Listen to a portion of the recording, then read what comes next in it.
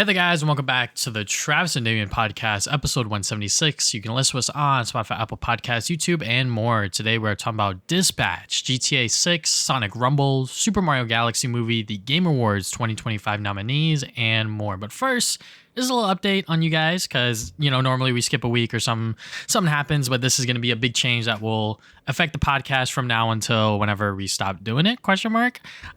So normally we record on Fridays and then we upload on Saturday, and pretty much everyone is able to experience the show that same time frame. But now we're recording on Monday, and I'm going to be uploading the YouTube version still on Saturday. So if you want to listen to us a little bit earlier, you can listen to us on Spotify, Apple Podcasts, all of those channels. The reason why I am not uploading the YouTube version sort of like soonish, like on a Tuesday or a Wednesday, is because I feel like Saturday's like my upload day, and it's away from all of the other channels that upload like daily or multiple videos a day during the week. So it gives the opportunity for our podcast to shine just a little bit. But also I know that the audience is, especially on YouTube, they are used to the podcast uploading on that day. So got any words, Damian? No, for now it's going to be like that. I don't know if like schedules would change or what have you, but for now, yes, it's going to be like this. So we'll see if, maybe one day we could put it back into Friday, Saturday. Really depends on how work stuff shapes up. But for now, it's going to be Monday and then upload it on Saturday. So if some news feels a little old, sorry. Yes, apologies about that, but it is what it is. All right, so I'll actually go first, so then we could transition into the game stuff a little easier. So first up, we tasked ourselves to watch Star Wars Vision Season 3. This kind of flew under the radar, which I feel like is with a lot of the Star Wars Vision series. This is a anthology series, in case you guys don't know. And this season actually goes back to a couple of the episodes from Season 1, which is pretty cool. For example, the duel in the first episode, and then the Ninth Jedi returns within the third episode for the season. But overall, maybe the charm of the Star Wars Vision stuff has lost its flair for me personally, but some of the episodes were cool, but a lot of them I kind of just felt like they fell flat or were not that interesting. Obviously, it is still awesome to see so many different production companies and studios just get their hands on Star Wars and make something for like 20 to 30 minutes long. It's still really, really dope to see that. But, it is what it is. I think the last episode is like the most like artsy fartsy one where there's no dialogue whatsoever. It's literally just about the animation and having the animation speak for that story, and I thought that was really dope. But everything else about this season, like there were a few memorable episodes, but because it's been like a week since we watched this, it's kind of hard for me to remember each and every episode. Yeah, I'll probably say it probably was the most consistent out of the bunch, but also I think had less high highs, but maybe less low lows. But I feel like those highs from the previous seasons really brought those up to be really unique. My favorite season of Star Wars Visions is the second one, just due to all the different animation styles from these different studios all across the world.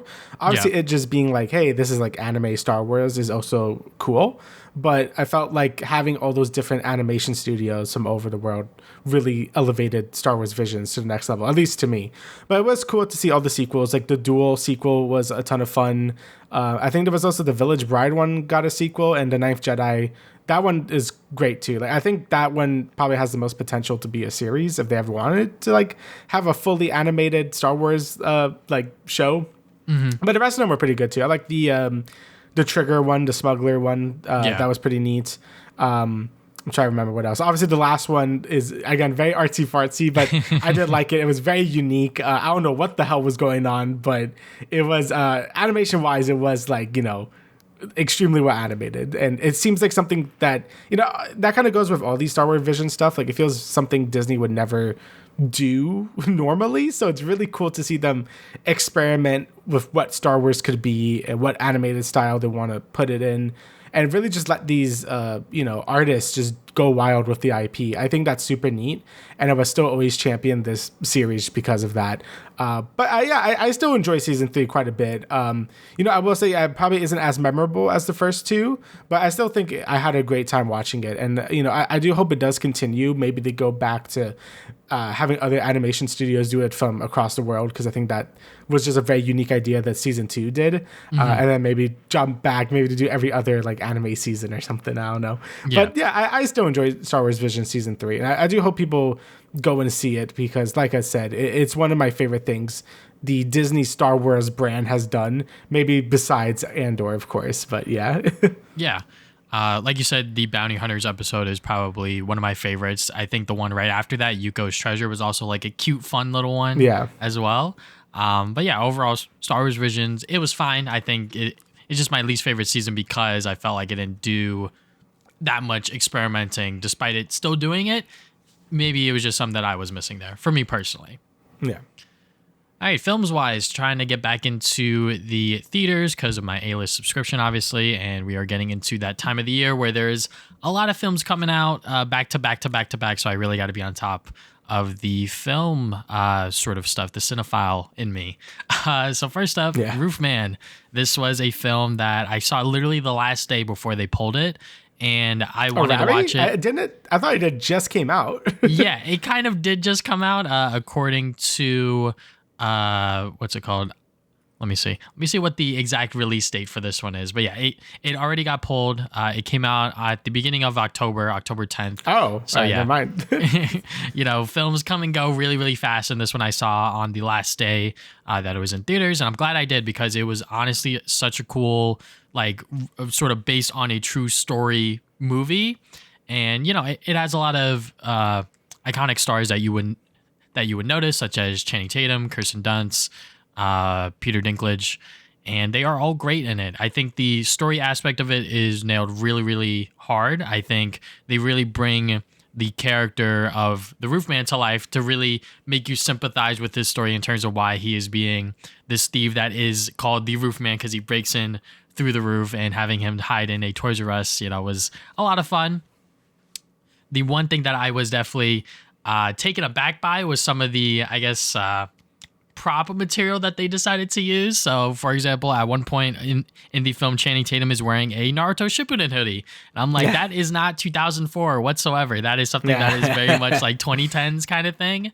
And there were a couple of other, little things that I noticed in terms of like the prop and like set design that would not be in a Toys R Us from 2004. Obviously, that is just something super duper hard to recreate, but still, the movie really nails its story and its narrative, and it being based on a true story is a very easy hook for a lot of people, and this is a film that really, really does land on its feet. Die My Love. This is a film with Jennifer. Let me go and get the goddamn name right. Jennifer Lawrence and Robert Pattinson, and this is a film about postpartum depression, I believe. Pretty much when a woman gets pregnant and then she gives birth, she has like this period where she's depressed, I believe. Don't take that from me. Please do your own research. I'm just a man. And because I am just a man, I couldn't necessarily relate to this experience 100%. The movie is all over the place, and that's the point of it, because that is just how that experience is. And because it is all over the place and you really don't know what's real and like what's in her head and like yada, yada, yada, like it does feel like there's a lot going on, because there is. And you might like it, you might not. A lot of people that went to go and see this did not like it.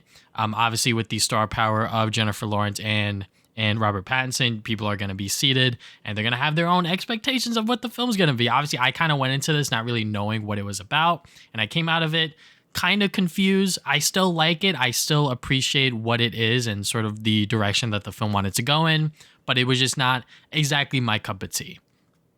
As a man, another man's opinion on this stupid ass film. And then the last film that I saw literally just last night, which is Predator Badlands. I don't know anything about the Predator series. Deadass. That's don't crazy. know. What do you mean? You never watched the original Predator? No, I've never watched the original Predator. Just like I didn't watch the original Alien movies until like a few years back. So this was my first Predator experience, and they really bring you into the world like instantly, and they get you sold on its story like super, super fast. I think the opening and the setup for Badlands is extremely good. As someone who has never watched a Predator movie, I was bought in to these characters that we were following, and we pretty much go on this journey about redemption and family. And it's a lot of fun, honestly. It is probably one of the coolest movies to release this year, from its premise to its action sequences to its visuals to its directing. Some of the camera shots are beautiful. And yeah, like I am excited to see what other stuff happens with the Predator series. And maybe in the meantime, I will go back and watch the other Predator movies. Okay. Yeah, I probably just watched like one. Like two. Yes. Two is also not great, but it's okay. The rest of them are like pretty bad. I think Prey is good, I've heard. Okay. I didn't watch Prey. I think that's it. There might be one more good one in there.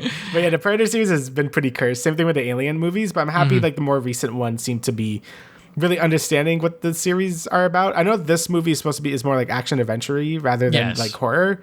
But it still looked good from the trailers. Like it's something I've been interested in watching as well, because I do like the Predator series. Yeah. Like both Alien versus Predator, but and I'm sure they're gonna lead up to that again at some point, because I feel like there's been a lot of like connections between the Alien universe and Predator, because I know the main actress lead is like an android from like the Alien movies, because like the same company or whatever. That's all I know about it. So yeah, but besides that, it looks good. So yeah, there's definitely a lot of tropes and a lot of sort of cliche things that happen throughout the film that are kind of just like, oh yeah, like that's kind of like the expected twist in a sense. And when I saw the trailer, it was about, the Predator guy and then that like android robot thing, and I was like, oh, we're doing another sort of like two people that are like on opposite sides trying to work together, kind of thing. I was like, oh, but like that's interesting. That's kind of what pulled me in a sense. But this was something that my girlfriend really wanted to watch, and I'm very happy I watched it with her. All right, on my comic book trend, I only read one thing, which is Spider-Man Kraven's Last Hunt. You would not believe this, but I bought this before Spider-Man 2 came out. So I am like 2 years late in terms of reading this, because I wanted to learn more about Kraven. And this is one of his obviously most iconic stories, and it is amazing. It is phenomenal. This has been reprinted so many freaking times. So if you want to learn about the story featuring Kraven and why he goes on this quote-unquote last hunt to hunt down Spider-Man and kill him in a sense, and why he doesn't necessarily kill him and sort of plays around and toys with Peter Parker's life, you could read more about that in this book. And it is great, fantastic, one of the classic Spider-Man stories, as there are many of those. Now, the last thing I did before we get into the hodgepodge of games from Damian and I is Ghost of Yōtei. So just to like briefly sum it up, but also get into some spoilers, because we didn't get into super duper deep spoilers because I didn't get to the ending. Ghost of Yōtei is great. It's fantastic. I think it kind of got snubbed out at Game of the Year, but that's just me. That's just my opinion.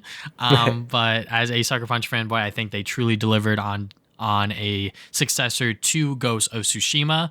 The story is choppy. There's a lot of, things about it, such as the first act or first chapter taking up 2/3 of the game, and then the rest of it sort of playing out really, really fast. I think the ending of you killing Saito is fine. I think Jubei going back in was a little stupid, but fuck it, whatever. He's trying to help his sister and sort of defend his family name, and shit happens. I know last time, Damian, you wanted to discuss more about the ending, but I didn't know exactly what was that about.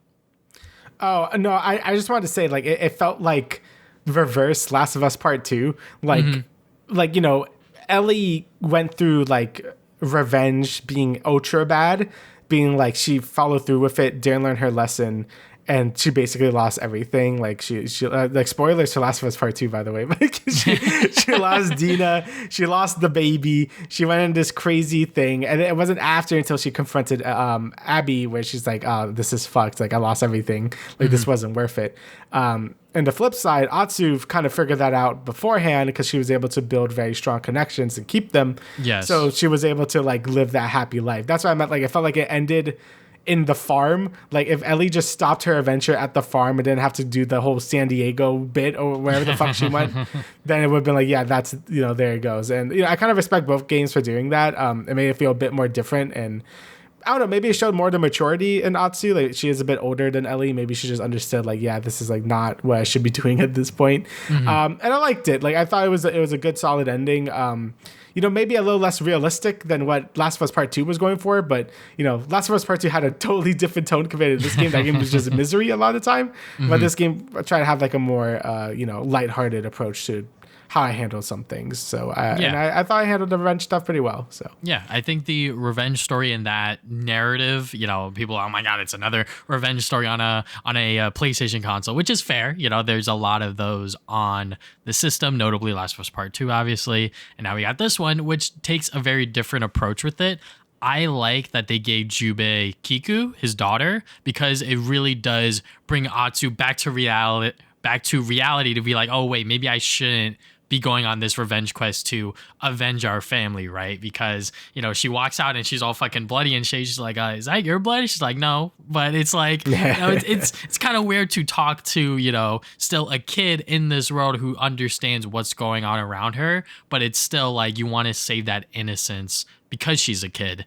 And she goes about it where she's like, I'm not gonna kill, I think it was the snake, right? Like she didn't kill him because he was able to give her information on Saito, which was fucking very obvious that he was gonna go back to where it all fucking started. When like it was so boggling to me that I was like, why is she keeping Kiku here? Other than for the fact that this is gonna be where the fucking climactic finale is gonna be, which was very obvious. But overall, I think that the story is good, but I think it was just very, very choppy. The gameplay is superb. I just wish that there was more to uncover and explore for like main tools and like weapons and upgrades within like the second chapter onward, because you really do get everything within the first chapter, which is unfortunate because that does take up 2/3 of the game. So then when you're like, oh my god, it's fucking chapter 2, and then you're blitzing past at it, then it's chapter 3, you're like, oh okay, well now I'm like approaching the end of the adventure. But overall, Ghost of Yōtei, very, very good sequel. I just don't think it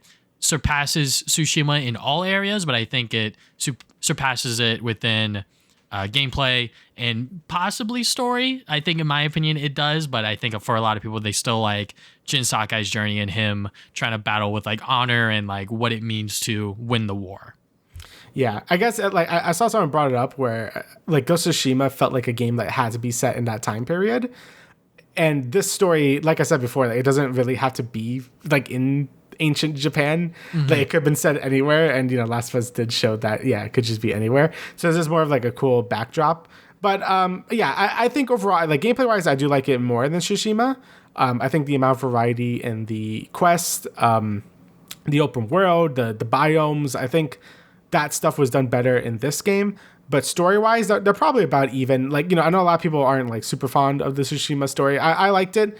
But yeah, they're both probably on par with each other, being like, they're enjoyable stories, but they're nothing like you're not going to like talk about them forever for their story, right? Like you're going to mostly talk about it because it's like a cool samurai game.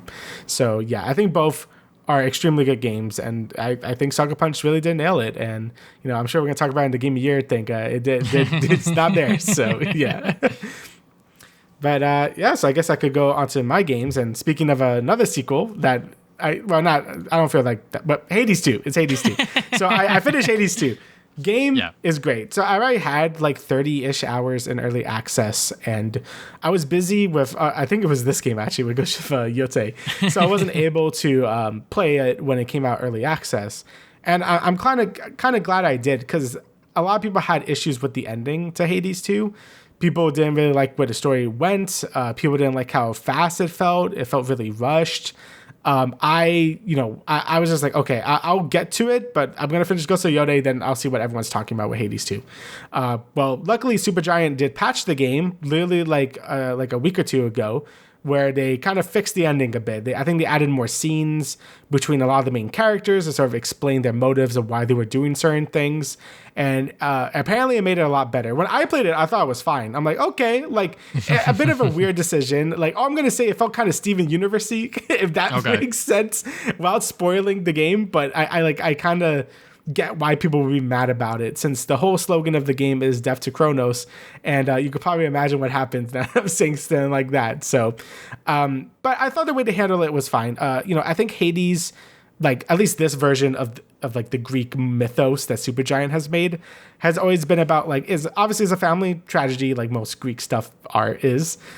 But they kind of play it more into being like more realistic, like, talk about your issues, handle it not just with violence, but with like love and care. That's why I think the first Hades did so well, because the first Hades had very low stakes with its story. It was mostly just a family drama. Like no one was really in real danger. I mean, you're all gods. Like no one could kill you, like technically, especially because you're the undead prince in that first game. So there was no real stakes. It was mostly about that family drama. And I think that helped that narrative a lot. This game's like the total opposite of that, where the narrative is like everything's going to shit. The Titans are overthrowing the gods. There's like a whole fucking thing going on. Your family's captured by like the Titan of Time. Go fucking do a bunch of shit. So yeah, the stakes are a lot higher in this game, and I think that kind of put in a different expectation of what people wanted to happen at the end. But I think the way the narrative kind of came around was good. I had no issues with it. I do think overall the story is weaker than the first game. I do agree with that. But I don't think it's as bad as people were saying, especially now that they fixed the ending. I didn't watch the original ending, and I probably should have before, talking about it right now. But this new ending, I think is pretty good from the extra scenes they've added. And yeah, besides that, like gameplay wise, the game is like so much better than the first game. And I thought the first game was great. Like the first game was probably like a top 3 roguelite for me. But the issue I always had with Hades 1 is that there wasn't enough randomness to the game. And I think that's very important for a roguelite, at least for me. Like it's always important to have different things going on, different builds you want to do in a run, what you get, what the game gives you is what you get. So you got to make a run out of it, even if it's shitty.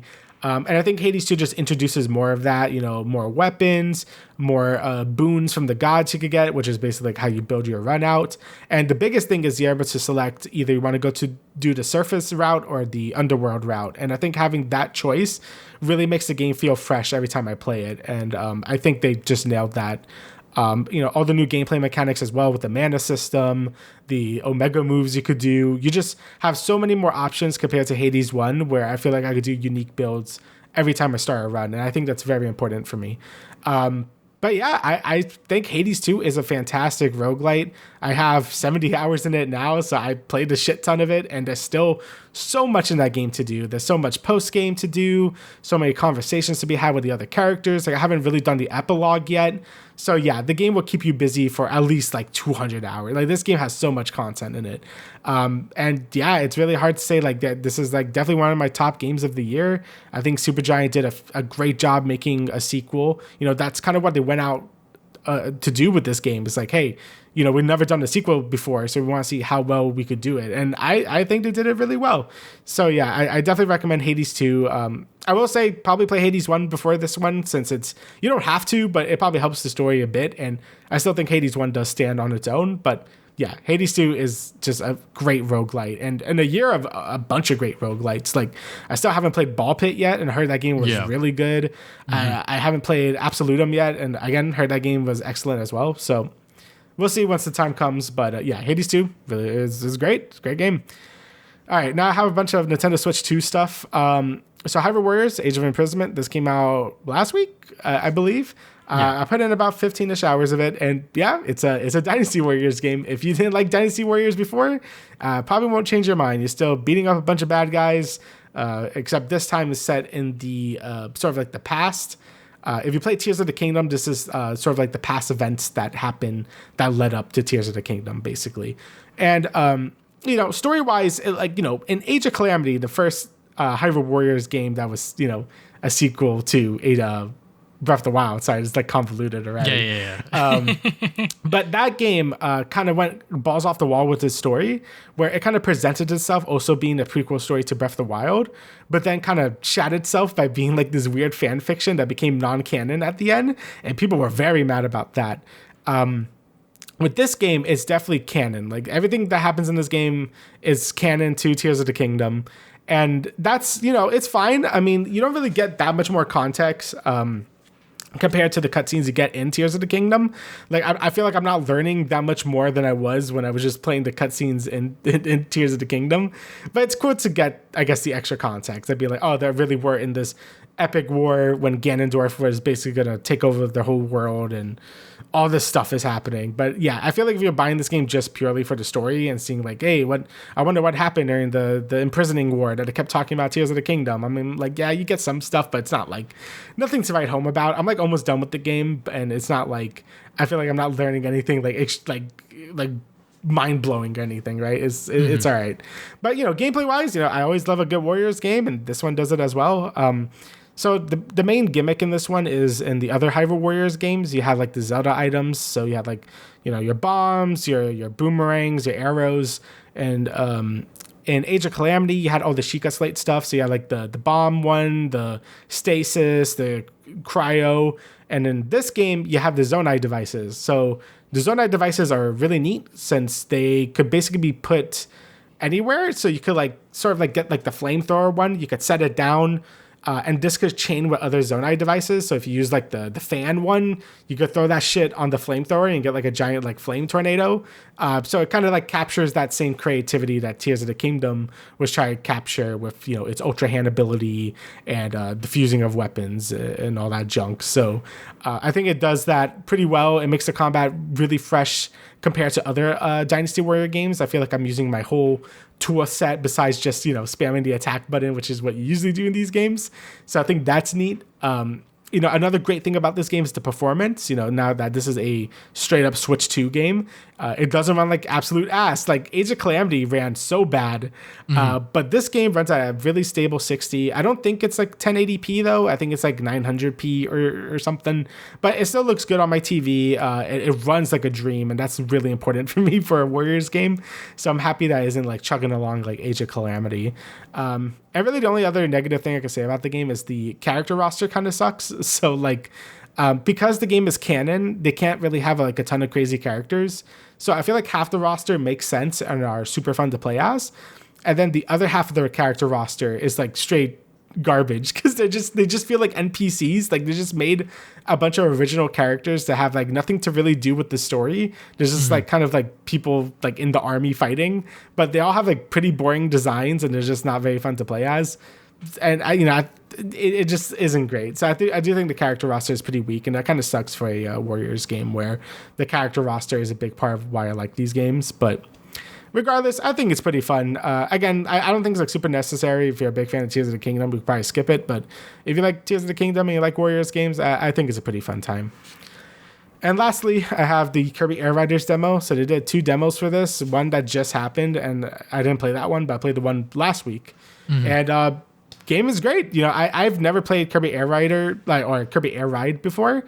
All I knew was it was a 1-button game. You accelerate not by pressing the stick. The A button does everything from drifting to boosting, and honestly, it takes you a while to get used to that because I was just like, "How the fuck do you control this?" Like, it feels really awkward. Yeah. But after doing a few city trials, since that was the main thing this demo offered, I really started to get the hang of it, and it was a ton of fun. Basically, city trial, you just have this big open map. You got 5 minutes to collect a bunch of power-ups, and then you just go. And it's as chaotic as you think it is. Like, this clips on Twitter where people were going like warp speed. Yes. Just like collecting all these power-ups and shit. People just knocking people out with specials. It's like pure chaos. And some people, don't like that because there's just so much shit happening at all times. But I personally was loving it. It kind of feels like a mini roguelite where you collect as many power-ups as possible. And then at the end, you get a stadium challenge. You select which one you want to do. And then you see if you win compared to the other players. And I think it's a very fun gameplay loop. I played it for like around like 2 hours. I was having quite a bit of fun with it. And yeah, it just makes me excited for the full release, which is happening this week already, which is crazy. So definitely excited to try out the different modes. I'm excited to play more of the air ride mode. The road trip mode looks like a ton of fun. And, from all the directs, I'm sure Sakurai will deliver with this game. So yeah, definitely I'm very excited for it. Yeah, definitely skipped out on that one because I was just too busy. But, I also didn't want to spoil myself on Kirby Air Riders. But I wasn't busy. I was playing Dispatch. So Dispatch is the newest game that has kind of taken the gaming community by storm. Literally everyone is playing it. These Steam numbers are insane, and I cannot imagine what they're like on PlayStation because that's what this game is on. It's only on PlayStation 5 and Steam. So Yeah, and if you guys don't know what Dispatch is, it is a graphic adventure game where you don't really have exploration. You're literally just making choices, and then you are doing the dispatch element where you are sending your heroes out to different points that need help, and you got to select people from your team to do that.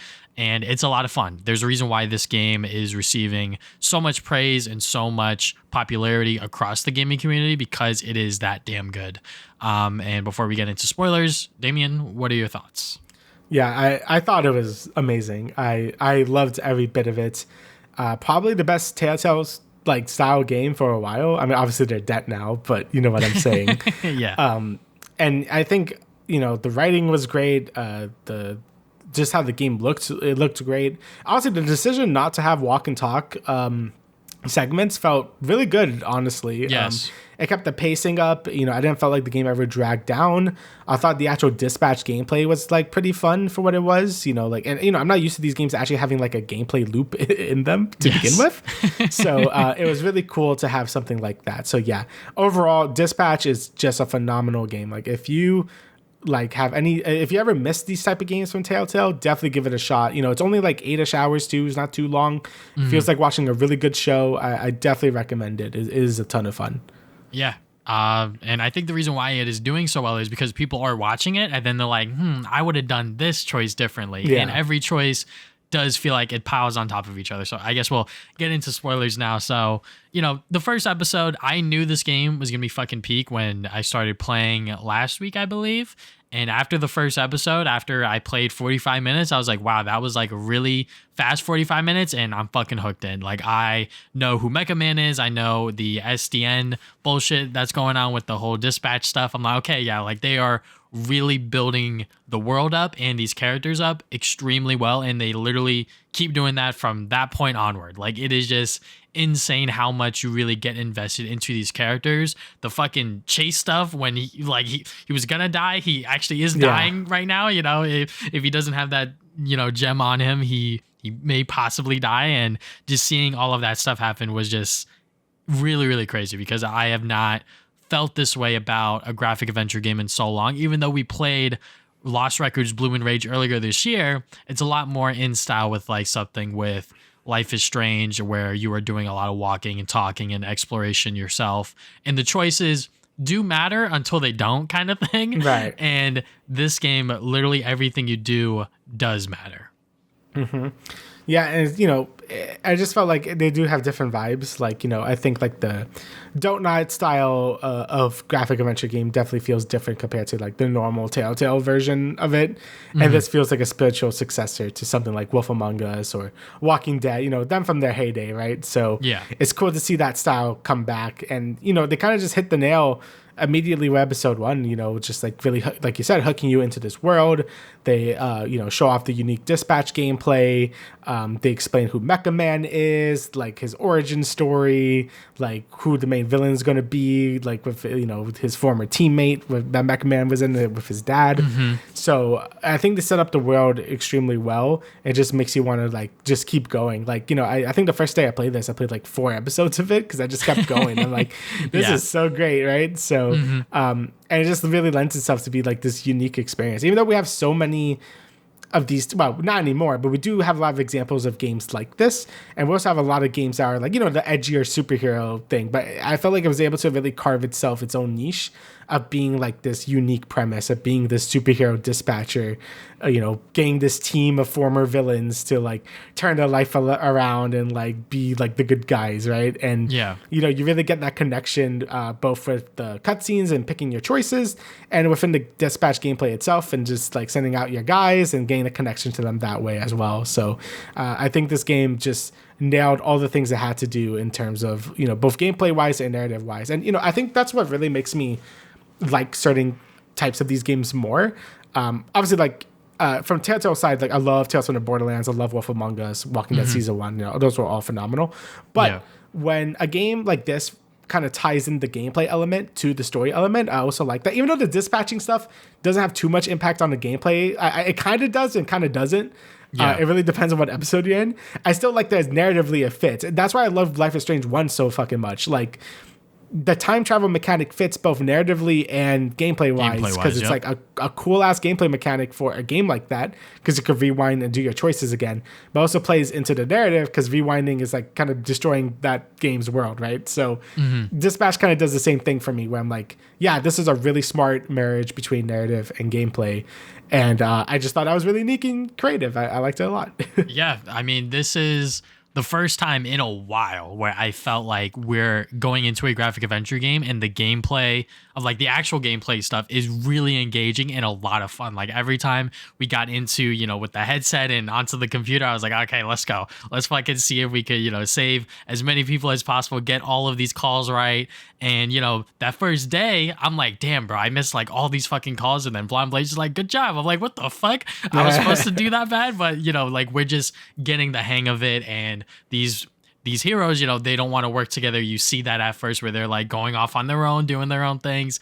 And the gameplay aspect is just so much fun. And I feel like anyone that really doesn't like it was just straight up terrible at it. Like I'm gonna just keep it a bug, because just like micromanaging and like trying to figure out like which guys to send to where, and like you're not set on like a exact time limit. Like when you enter a mission, like you could pick, like you could take your time to pick and be like, like I have this guy sort of coming up off cooldown. Should I send them or should I wait? Like yada yada. Like there's so many different layers to it. And then you also have like that hacking stuff. Like that's like the sort of puzzle element for the game where you are going in there yourself and you're trying to hack something to stop some hacker group, or you're trying to help one of your former villains or whatever, you know, like it is just so much fun. And I've never seen a graphic adventure game really have this level of gameplay integrity into its story. Like you said, since Life is Strange 1. And I feel like Dispatch does it even better. Yeah, I agree. Yeah, like I was just surprised. I'm like, oh, I actually need to like play the game, right? Because I'm so used to these games, you sit back and like, you know, you just kind of like, you know, pick your choices and have fun with it. I'm like, oh, I actually need to like game. And some of that later hacking stuff is like pretty difficult, where I'm just like, what the fuck? Like anything with the antiviruses, I hate it. But like it's still cool at the same time. And, you know, it kind of illustrates like, you know, Robert's role in this. Even though he's not a Mecha Man, you know, he could still be a hero by doing this, you know, the dispatching work and the hacking, but also, you know, with your choices, help out your team by making sure everyone feels good, you know, especially in Visigal, because, you know, that's a big, her things are very important to the outcome in this game. And, you know, you feel like those real connections. And, you know, I guess speaking with story-wise, you know, I think all of that stuff is great. Like you said, there's like a ton of choice to be made in this game. You know, obviously the main person went a romance, in Visigal not being evil. You know, there's like a whole slew of options you could really pick, and that's great. Even smaller things, like I know like with Flambe, like if you throw the water on him, he like loses his tooth. And if you throw like the alcohol on him, he like loses his eyebrows or something. Yes. I didn't even know that. I like threw the water at him, so he just didn't have a teeth the whole fucking game. So yeah, yeah, I threw the alcohol and then he fucking lost his eyebrows. But yeah, getting into some of the other choices that I may have made. So just to like be clear, Damian, what ending did you get?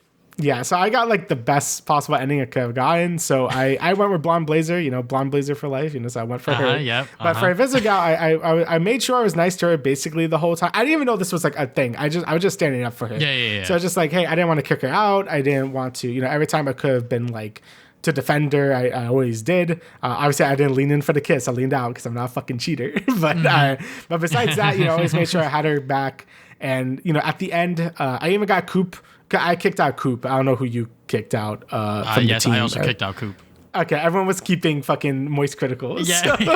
Everyone wanted to keep Charlie on the team. Yeah. So yeah, and when you kick her out and you win that Battle of LA thing, you could convince her to go back. Like you could just be like, hey, now she's with us. So I got her on the team back. I stopped Shroud. I gave him both of the fusion core, the astral pulses. Yep. Yeah, he got like fucking fucked. He's like, whoa, what's going on? Yeah. So yeah, it's just a happy ending. Everyone was having a good time, and yeah, I was very satisfied with my ending. I had a good time. Then I looked at Travis's trophies. I'm like, bro, what happened? Okay.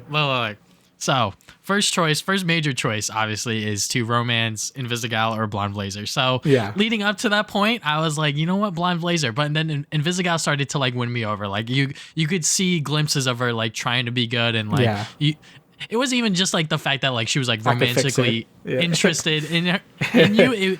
It just seemed like that she was trying to be like a genuine good person, and she seemed a lot more interesting than Blonde Blazer at that That's point fair. within the story. So I was like, you know what? Let me go ahead and give Invisigal a chance. We go on that movie date. You know, it's all like fine and dandy. And then, you know, there's certain things that come up, like when the group is like, well, we got to kick her out. And like, no one wanted to keep her. I was like, I don't know. Like, everyone's saying kick her out. So I was like, you know what? Fuck it. Peer you know? pressure. Look.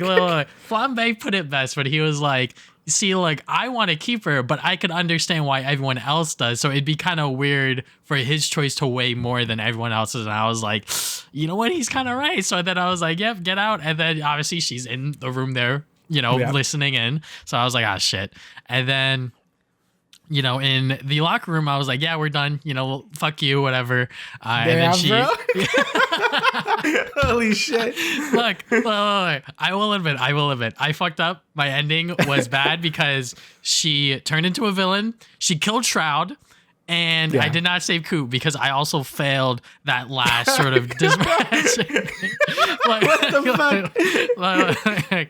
I will admit, I fucked up. But that is just the ending that I got, and I do not regret it because I was just playing the game, just going through my emotions, like, you know, for like the first that's half. why these games are good, yeah. Exactly. The first half of the game, you know, I was trying my best to like keep her like on the straight and narrow. And then when she started fucking up, I was like, you know what? Whatever. But then I realized, you know, afterwards I see what everyone's saying is like, what the fuck? What are you doing? And I'm like, yeah, it's fair to sort of stick with her because these are former villains and you really do have to be the one to mentor her and make sure that she stays on the straight and narrow. But I could also see the other side of people like me that were just playing it at the time and didn't know about the whole discourse around the community surrounding it. So, you know, that's just the ending I got. And despite me getting the bad ending, afterwards I was like, I want to replay again just to see the Blonde Blazer side of the story, especially because I was like, at first she was my number one choice, but then Invisigal, like I said, she really started to win me over, and then I fucked everything up. So nah, I stayed strong, bro. Stay strong for Blonde Blazer.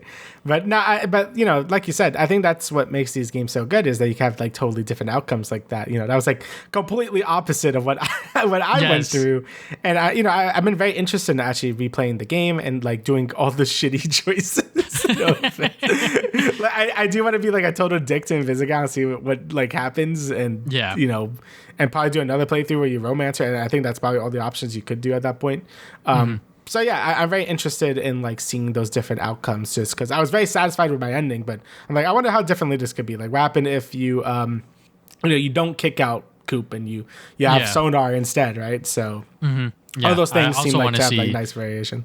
Yeah, I also want to see that side of the choices because, like you said, you know, there's so many choices and a lot of them really do have an impact on the ending. And, you know, I did get literally the worst ending that you could possibly get because Robert ends up alone, Invisigal's evil, I don't save Coop. I'm like, yeah, I fucked everything up, but you know what? That was just the ending that I got, and that's just how it is, right? Like, for me, I also like rates your Robert at the end, which is kind of neat. Yes. Like my Robert was a true hero because I like did everything right, I guess. Like, mine was not an anti-hero. I that was the one thing that I saved. He was you can't predict what he's gonna do, so I guess like neutral. Yeah, I think that's neutral. I don't really know what the options are. It might be true hero, neutral, and like anti-hero, I would imagine. So, but yeah, it's a very, very cool game. The writing, like I said, it was constantly funny. I was always laughing. It had a lot of good jokes in it. You know, a lot of like, you know, it knew when to be serious and it knew when to crack a joke every now and then. The animation also like surprisingly good for what it was. Like the final fight scene when it was like everyone versus Shroud was like had some really cool camera work. Like there was one where Prism gets like knocked into like Malevola's portal and like they did some cool camera work there. I'm like, that was sick. Like, so yeah, they went really hard with the animation in the final episode, and I do like that. I guess the only downside I have is like, and you could turn this off, but the QuickTime events do feel very tacked on. Like it does feel very like, okay, like they added this like last fucking minute because it's like, why not? But you could turn it off. Like if you don't want to play with the QuickTime events, you could, like the game tells you from the start, you could turn it off. But besides that, like everything about the game was like really well done, from the writing, the characters, choices, the gameplay, how it weaves into the narrative as well. all of it was extremely good. And I really do hope we get a season 2 one day. I don't know if they're going to get it immediately or anything, but I would love to see it, because the way the game ends, like, it's the end of this story, but it does feel like the world is so much bigger, like there's so many things it could keep doing, and I just want to keep seeing more of it, right? So yeah. We'll Definitely. see what happens, but I'm glad Ad Hoc, the studio that made this, was able to make this game a reality, and it's been selling like fucking crazy, and that's always great. This year in general has just been like the year of like these passion projects making so much money. From like Expedition 33 to Silk Song to this. I'm just happy all these games are doing so well, and these smaller developers could look how good they're doing compared to the big AAA guys. So it's been a good year. So yeah, Dispatch, it has been on a roll as of recently, just to say the least. A season 2 is not in the works right now. We don't know what the hell's going on with it. No one really knows what Ad Hoc's gonna do. Personally, would I like to see a season 2? Obviously, I would love to see these characters again. I think if they were to do a sequel season, it would have to be with these characters, because I feel like a lot of people, including us, we got so attached to them, it kind of feels weird to not continue their story and see what's going to happen after the one of the many endings, which is another thing, which is why I'm kind of hesitant on what's going to happen for a season 2, because all of the endings are so drastically different to a certain extent, right? It's always hard with this stuff. Are we going to keep Invisigal evil, or is she going to stay on the good side, which I think that is the true ending, keeping her away from villainy. But yeah, what I would like to see, actually, this is a fucking crazy spitball, but I would love to see them do a dating sim, because everyone fucking loves every single one of these characters, and they're all so hot. I'm not gonna lie, they are all pretty attractive. So if they were to do Prism and level, I'm all right. If they were to do a dating sim and they were to bring these actors back into the booth again, and just give us that real quick, that'd be great. And then maybe I've been seeing I was seeing a lot of talk about dating sim would be funny, and I've seen a lot of people say they would like a roguelike mode or something, where it's just a pure Dispatch gameplay, maybe have some more not voice acted dialogue, but you can have a lot of written dialogue written out. You could maybe train up some new heroes. That would be pretty neat as well. I've seen that idea thrown around a bit. So yeah, there's definitely a lot that they could do with this, I guess, franchise now, right? It has become so big and so huge that they really have a series on their hands, and people are anticipating and eagerly waiting for the next thing that they're going to do, and we'll be there 100%. Yep. Okay, so now let's get into the news of things. First up, Sonic Rumble. Sonic Rumble is officially out worldwide, and it came with some controversy, obviously, because it's a new Sonic game. But now that it is officially out, so first up, it received a lot of negative reviews when it launched on Steam, which I saw when I was going to download it. I was like, what the fuck's going on? So a lot of the reviews were like, hey, the skins are $40 and the skins are pay to win, which is not true. The skins are not pay to win, just by the way. It helps you gain, I believe, your score, which increases your rank. It doesn't increase anything within the actual game itself. It doesn't give you more rings or anything like that. Literally, it just gives you a score multiplier. So it's not really much there.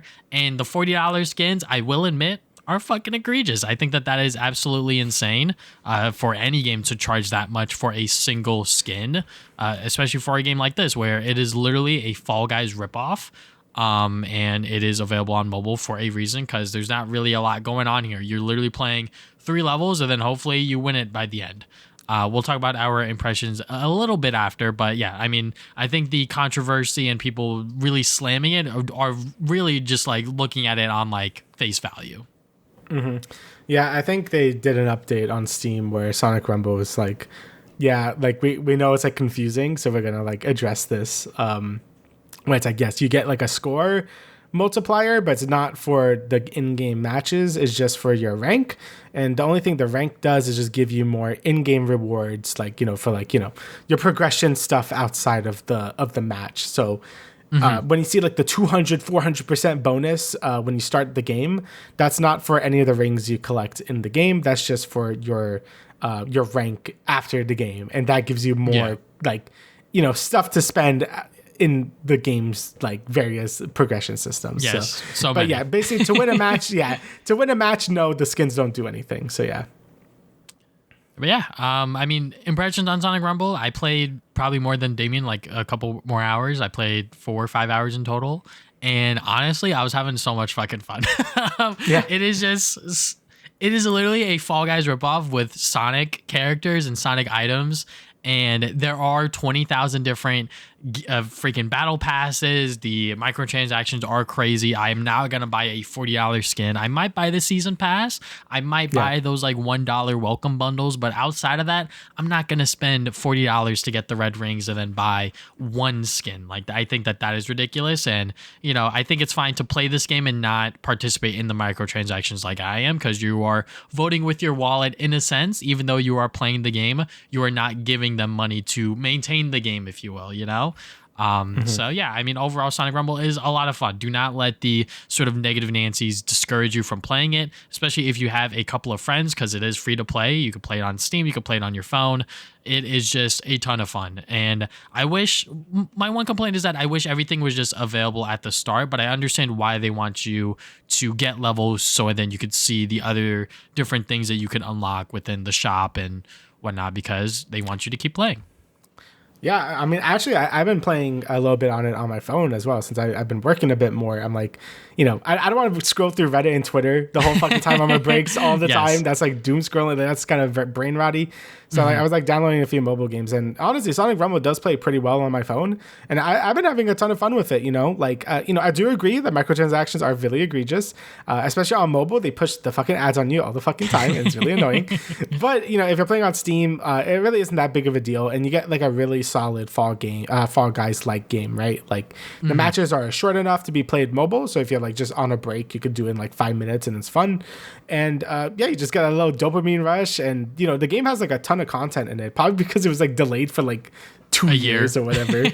So yeah, like a year. So you're able to, you know, you have like races to go through. You got like grind rail segments. You got like parts where you guys just survive. So yeah, there's a ton of like stuff you could do in this game, along with like other progression systems. Like you have different abilities, so some characters get specific abilities, like Tails could like do his little tail copter, Knuckles could punch the shit out of people.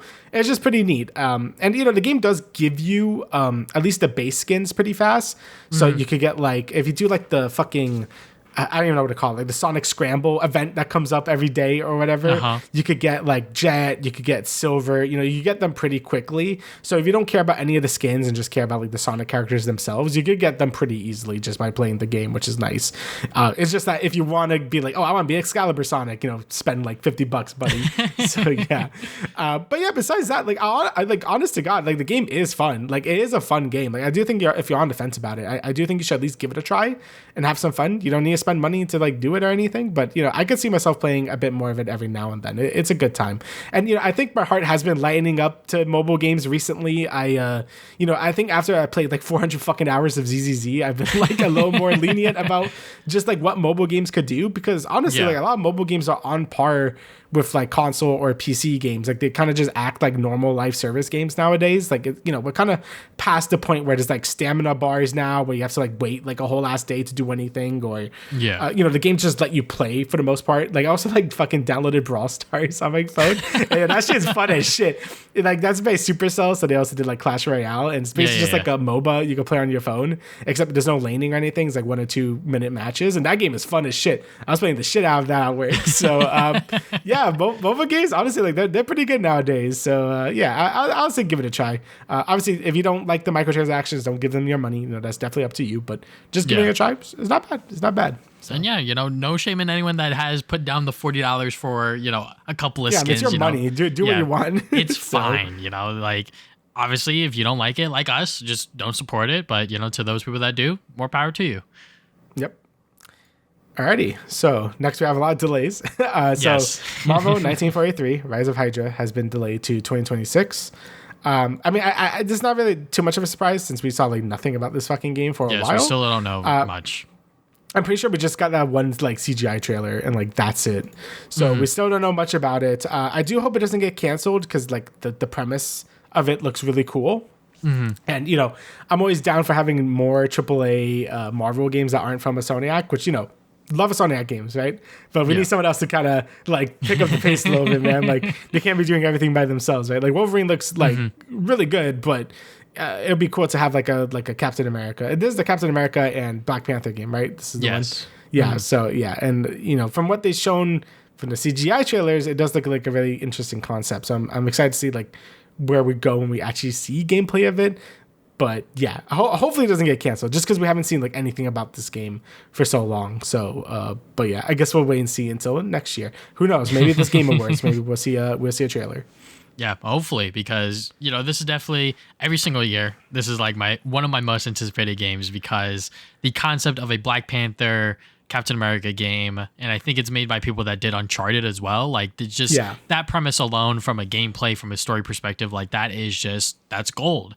And for us to still have yet to see really anything concrete or solid about it, I still remember when that CGI trailer came out and people were like, whoa, this is a fucking video game. Like people were just blown away by it. And for them to kind of lose that momentum so slowly, and some people may even say that momentum is completely gone, which is fair.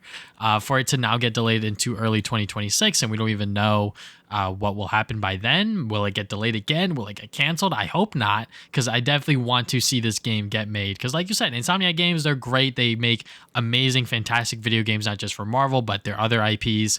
And we do need a couple of other people to bring up just superhero video games in general. So, and I think that this is definitely one of them that could really do it.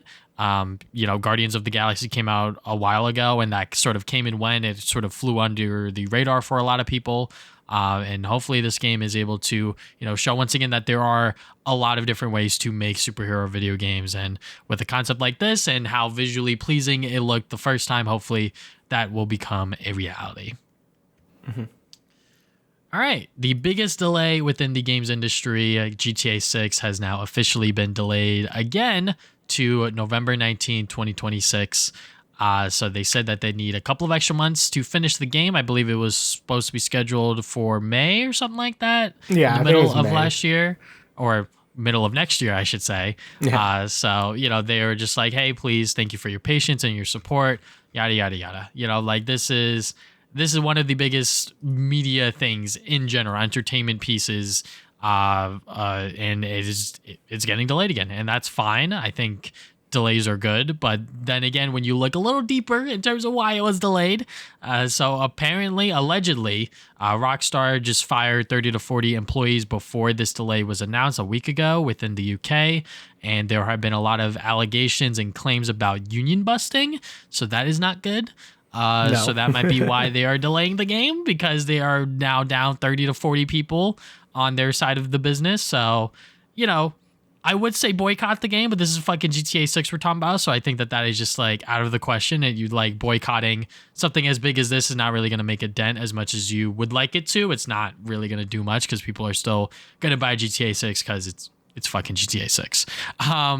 But yeah, I hope that whatever comes of this, that the right verdict and the right sort of parties are dealt with, because I do think that there were some very shady things that Rockstar has done behind closed doors that we just don't fully know about.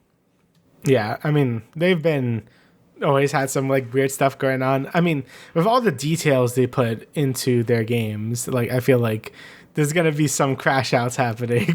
So it makes sense. And, Rockstar is one of the biggest game developers ever. And it would make sense to have like a fully unionized workforce. But obviously that's bad for them, because that means they got to give them, more stuff. Benefits, benefits and that whole jazz. So, them union busting like so obviously is, and then like just having the game delayed. And it really shows, like, is it worth it? Like, just give it to them at this point, man.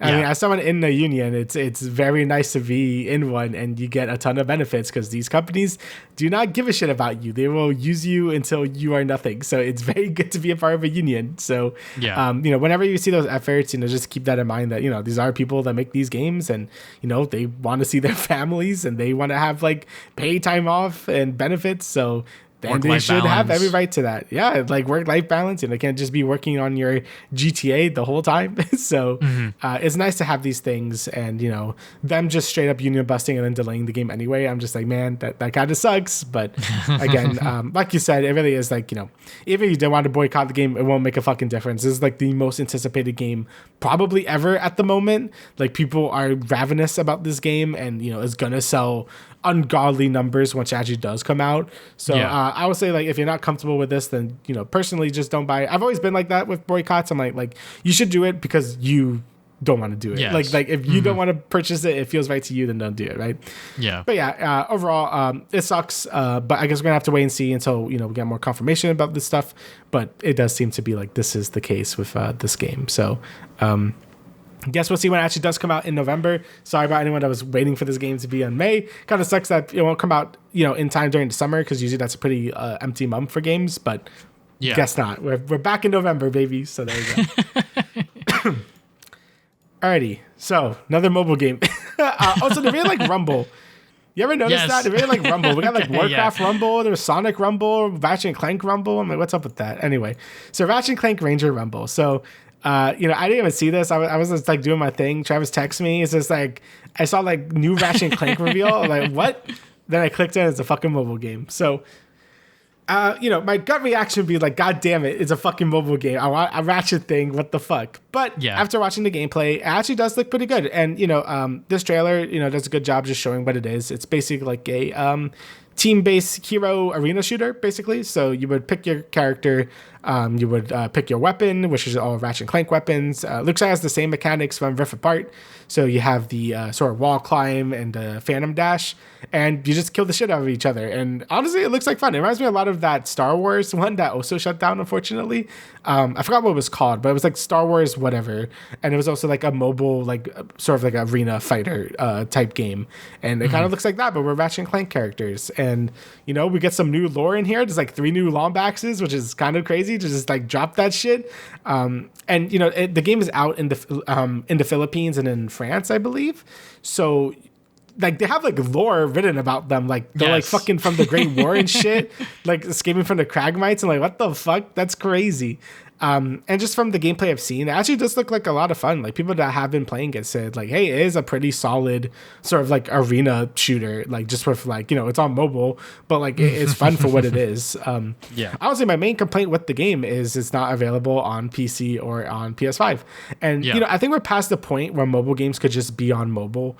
Like a lot of the big name mobile games nowadays, like any big gacha game, it basically is on PC, like at or on consoles.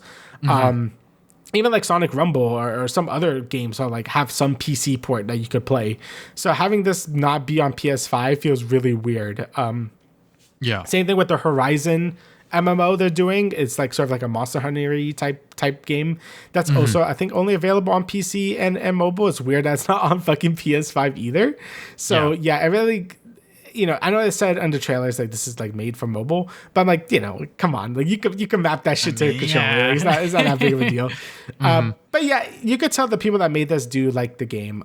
Like I watched some gameplay of it, and the music is like almost straight up from like the original games. Like it sounds like new music, but it's very similar in tone to the original PS2 games.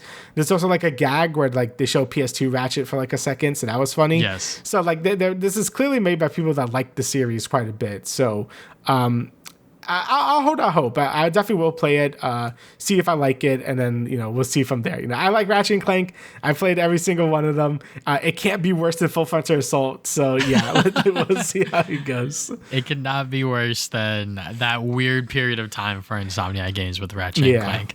But yeah, I mean, I saw that, immediately texted Damian. I was like, yo, you got to get ready. You got to get your phone ready.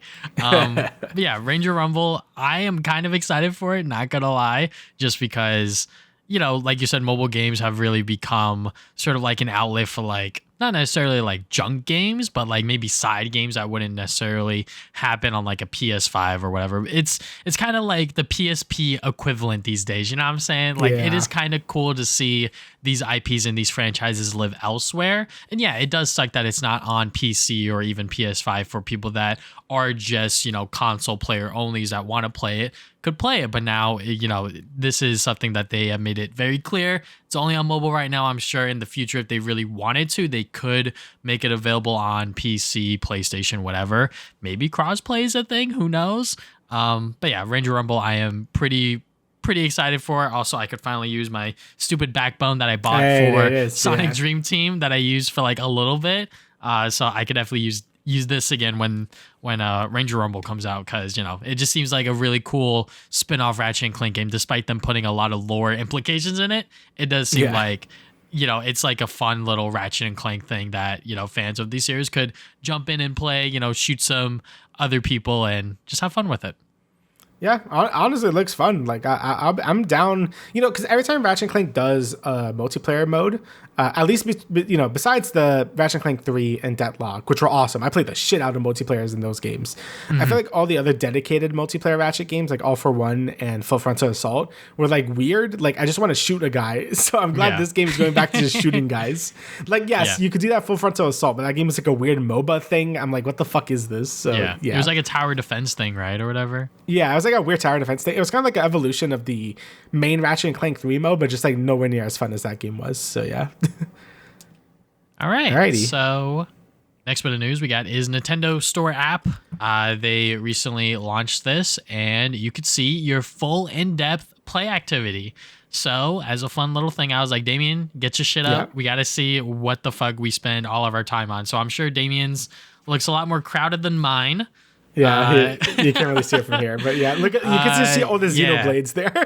So that's Damian's, and then this is mine. I will get better, clearer screenshots for people on YouTube. But just real quick, in my over 100 hours, I have both Animal Crossings. I have Animal Crossing New Horizons and New Leaf. For New Leaf, I have 150 hours.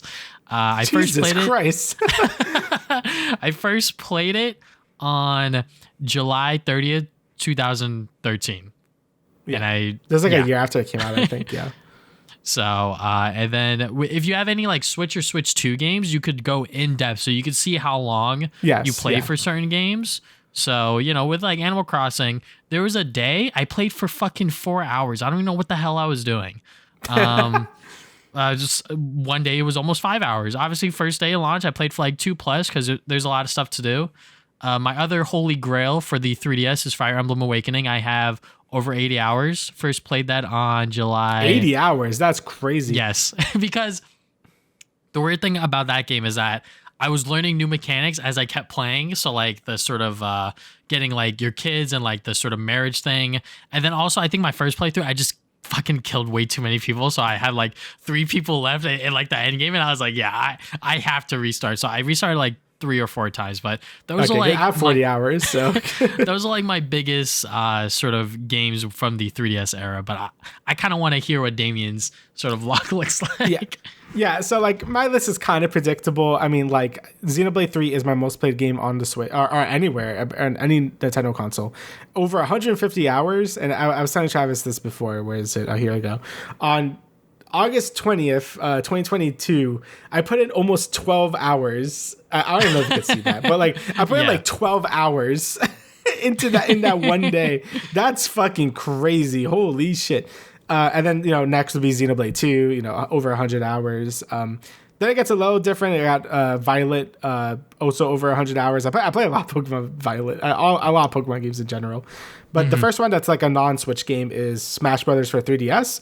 I played 112 hours of this. I played a ton of Smash on 3DS. I actually have way more hours in this than the Wii U version, which I had 60 hours. So I played. I remember when it came out, we were in high school. Grade? Yeah. 11th grade? Something like that. 10th, 11th, somewhere around there. 2014.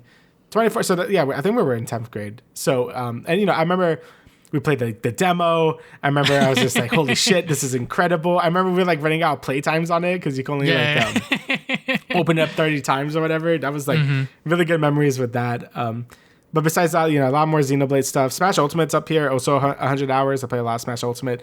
Obviously not as much as Kofi. Kofi has like 3,000 hours. Oh, yeah, I'm sure. Ultimate, but I'm sure but that's also like, that's what he does.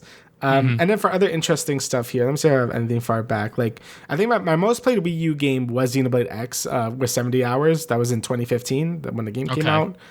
Pokemon Moon, I played like 50 hours. So yeah. For Smash Wii U and 3DS, I have 75 for 3DS, and then I think for the Wii U one, I have... Oh, no, wait, I'm fucking reading the wrong thing. I have 60 hours on both. Over 60 on both. So, That's a ton, especially for 3DS. I was kind of surprised by that, but I think when you look back on like the Wii U, we were hosting like those Smash tournaments in school and whatnot. Yeah. I'm actually surprised because New Leaf, I have like 40 hours in New Leaf. Okay. And then New Horizons, I have 90 hours on New Horizons. So I definitely play a lot of New Horizons. The COVID bump definitely helped it. Yeah. But yeah, those are some pretty interesting stats. I'm trying to see. I know like Pikmin 4 took me a while. Yeah, that was like 30 hours. That was a long game. I don't know why, but I have 10 hours on Pokemon Unite. No, I actually have like a lot of hours in Pokemon Unite also. How many hours I have in it? Yeah, I have like 20 hours in Pokemon Unite. I don't know why I played so much of that. But yeah, this is definitely a cool little thing that you could check out if you just download the Nintendo store app. It's separate from the Switch Online because I was looking on it on the Switch Online and I was like, where the fuck is it? So you just download the Nintendo store app and then you just go to your settings and then it's literally right at the bottom, play activity, and then you can just if you click on your profile. Yeah, and like the thing I have the least amount of time is Legend of Zelda: The Minish Cap. This was an ambassador game, and it was only a minute. And it was in 2011. It's crazy how far it tracked back. That's crazy. 2011, kind of weird that like Nintendo does have 13. It does have like all this information on us. Just one last thing for me, Street Pass. I have like over 60 hours on this shit because I was using it so much in like high school. Yeah, people got really obsessed with Street Pass. I was never that into Street Pass, but it was a cool thing. So some people would say that's like the biggest missed opportunity for the Switch and Switch 2, but that's just. I mean, I'm not going to drag my fucking Switch and Switch to anywhere, but I get it. Alrighty, so that was a little fun, but next we have the PlayStation State of Play Japan. So honestly, not a lot happened in this. It was just a lot of DLCs for various games. So we have like Night Rain DLC, which is funny because it's like DLC for your DLC. Digimon DLC is coming out. It was a new trailer for Dragon Quest 7, which looks really good. I'm excited for that. Dynasty Warriors Origins is getting new DLC, which I thought that game was great. I Fatal Frame 2 remake rather, so that's pretty cool. Besides that, just like Marvel Token is getting like a closed beta. But yeah, not too much things. It was a demo for Octopath Zero, which I kind of do want to try out. But sort of like I guess the things for us was there was 2 Sonic announcements. So first it was the Pac-Man World Repack 2 Sonic collaboration. So that is out now. So basically plays like Pac-Man in fucking Green Hill Zone from like Sonic Generations or whatever. I don't know how good it is. I still need to play it. Like I bought Pac-Man World 2. I just haven't had the chance to play it yet. Yep. Definitely need to get on that. But I heard it was fun for what it is. And the sort of like the big thing is the Sonic Racing Cross Worlds DLC. So obviously we're going to get SpongeBob SquarePants. He's coming out November 19th, actually in like 2 days, so that's cool. But the free updates that are coming out, remember the free updates are more Sega related characters. We're going to be getting Knights, which is coming out in December. We already knew about this because the key was in the back of the box, so there you go. Knights is coming out. II is going to be in January 2026, and then fucking Tango and Whisper coming out February 2026. That's kind of crazy, and I'm honestly surprised they didn't put Surge yet. I mean, they might put her now. Like I would imagine as one of the free updates. I know people were begging for like a lot of these IDW characters to come in. But it's really cool that Tanger and Whisper are gonna be like in like a main game that's not like a mobile game. Because I know Surge was like in like Sonic Dash or some shit. I don't know. But like having them in like an actual $70 price fucking Sonic game is crazy. So yeah. Yeah. As someone who reads the Sonic IDW series every single month and has been actively part of it since it released, before it even released, it is just insane to see these characters make their jump into the games. Obviously, like the Sonic IDW stuff has been a lot more protected by Sega because Sonic Archie was kind of like a Wild West, like they were kind of doing whatever for a while, and then obviously they ended that partnership just to go and jump ship to IDW, and they have been doing very, very well, and it is awesome to see characters like Tingle and Whisper and even like Surge and Kit, which are pretty much just Sonic and Tails copycats, just rolled up into another character skin. Have people so excited and potentially, anticipating them to make a appearance within this game because of, other related Sonic releases. But yeah, like this is such a cool slate of free DLC characters with Knights, II, and Tangle and Whisper. I definitely have to jump back into Sonic Racing Cross Worlds and buy that DLC because I've yet to do that, which is why I have not really jumped back into it. But I think I should buy the season pass and check out all of the DLC characters, because now there's like a pretty decent amount announced and also available. Yep. And it's a great game. Sonic Racing Crossroads is a great kart racer. So yeah. Yeah, and I don't really have a opinion on the state of play. I kind of missed it, and I heard it was bad anyway. So I was just like, well, Damian, just tell me what it's kind happened. of a nothing burger. It was all right. Just like every state of play, unfortunately. Yeah, there you go. Bazing. There you go. All right. We got the Super Mario Galaxy movie, which was part of the Mario Galaxy Direct. This trailer was kind of crazy, just based on like animation wise. Like the animation has been like knocked up like tenfold, maybe. I don't know. I feel like the first Mario movie looked really, really good, but I think this trailer showed that they are really putting a lot of time and effort to make sure that these characters move like differently in a sense. Like it looks so insane. Just like Bowser moving within this first scene is just so comical. And then obviously Rosalina is part of the movie, because it can't be a Mario Galaxy movie without Rosalina. And then Bowser Jr. is going to be part of it. It looks like they're taking a lot of elements from recent Mario games, such as Mario Wonder, Mario Odyssey, and also Mario Galaxy. And honestly, I like that. I think it is fine to just mash everything together to make it into one coherent movie. I mean, they literally did that with the first Mario movie with freaking Donkey Kong Country, Mario Kart, everything just put into one to make a very non-offensive video game Mario movie. And I was like, yeah, you know what? That's cool. This one, they're taking maybe a little bit more deeper cuts with it. And I think that is going to be applauded tenfold by us gamers and Mario fans in general. Obviously, the two big casting announcements with this trailer was Rosalina as Brie Larson. Perfect fucking casting choice. I love that. She's also a Nintendo fan. She massive made headlines. Nintendo fan. Yeah. She made headlines for, kicking her boyfriend out because he said she took Mario Galaxy too seriously. So good job, Queen. And then we also got Benny Safdie, I believe is how you pronounce his name, as Bowser Jr. And he is a very well-known figure within the films industry, Hollywood, if you will. So yeah, very, very excited for Mario Galaxy. It is supposed to come out in April 2026. So that'll be super duper dope. And this trailer was well worth the wait. Yeah. I mean, from everything I'm seeing here, I again, like you said, I love that they're combining not just Galaxy, but a lot of Odyssey stuff. Mario Wonder, because Bowser Jr.'s design looks very, his Wonder design.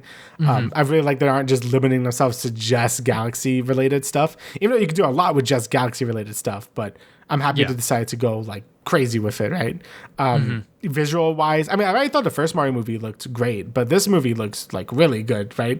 And I think that really, speaks to Galaxy, because Galaxy was such a good looking game. Galaxy is like my favorite game of all time, right? Like that's a very special game for me, right? So seeing it like portrayed in like sort of like the big screen and them going through the launch stars and going through all the planetoids everywhere, I'm like, yeah, that shit looks sick, right? And like seeing like the big mega legs, like when like against Rosalina and shit, like that looks really good as well. And yeah, the casting I have no problem with. I think Brie Larson as Rosalina is a good choice. She sounds great in the movie, and I know she's like a massive Nintendo fan. Like she's not just playing that either. Like for years she's always been like, I fucking love Nintendo and I would die for it. So I bet she was like so happy to get this role, so that I'm definitely happy for her. I haven't heard too much of Bowser Jr., but his voice sounds pretty neat. I know some people were giving shit to Bowser Jr.'s design because his eyes look fucking weird, but like whatever. I'm sure we'll get over it. But yeah, it looks good. I don't think the first Mario movie was like the best thing that ever happened to like video game movies, but it was a good time. It's definitely one of the better Illumination movies that they made, probably since like, I don't know, Despicable Me 1 or something. So it was a good like sort of like just like you said, not offensive video game movie. Like I don't think it's as out there as the Sonic movies, which I do like more, just because I think Sonic has more lore you could do with it, and just more impactful storylines. Mario's always been a series that's been like less about that, but who knows? Maybe they'll actually like adapt Rosalina's storybook to be like more of an important thing in this game, since that is like a actually like sad story. So I do hope they do adapt that to be like sort of like a flashback scene for Rosalina, because that'd be really cool to see like animated. But yeah, it looks good. I'm excited to see more trailers for it. I still think, Chris Pratt as Mario is still funny. So there you go. And yeah, overall, it's pretty good. So excited to see more of this when the movie comes out in April. And hopefully we get one more trailer or a few more trailers since then. It's also funny. I think like Old Spice leaked like like Rosalina's Yes. Oh my design or God, some bro. shit. So Dude, that's that funny. Old Spice leak, I think it was from earlier this year. And I was just Yeah. like, everything about those leaks are coming. Because when it first came out, people were like, yeah, this shit looks fake. And then I think it was on some like cookies or whatever. They used the same fucking Yoshi design. And then people were like, oh wait, yeah, Yoshi, yeah. wait, it's all connecting together. Holy shit. And then those sombrero guys ended up on a recent poster that they showed off. And it was like, yep, it's all making sense. And it's kind of crazy that like Old Spice had that like in their sort of locker and they kind of, put it on their product and it somehow got out. So, and people didn't believe it, but that shit's true. It's like Nintendo re-released Galaxies. Like, oh, it's time. All right, put that shit out. I was like, wait, not yet. we haven't fucking released that yet. But yeah, looks good. I'm excited for it. Alrighty. Oh yeah. Also the Zelda movie. Yes, So, the Zelda movie, we got, real quick. Yeah, we got a few screenshots here about the new Zelda movie. We have the actors kind of like, looks like fucking Lord of the Rings here. And we see Link and Zelda. They look good. They look about what I expect them to look, just, elves, got a white guy, white girl. There you go. Just standing in the field.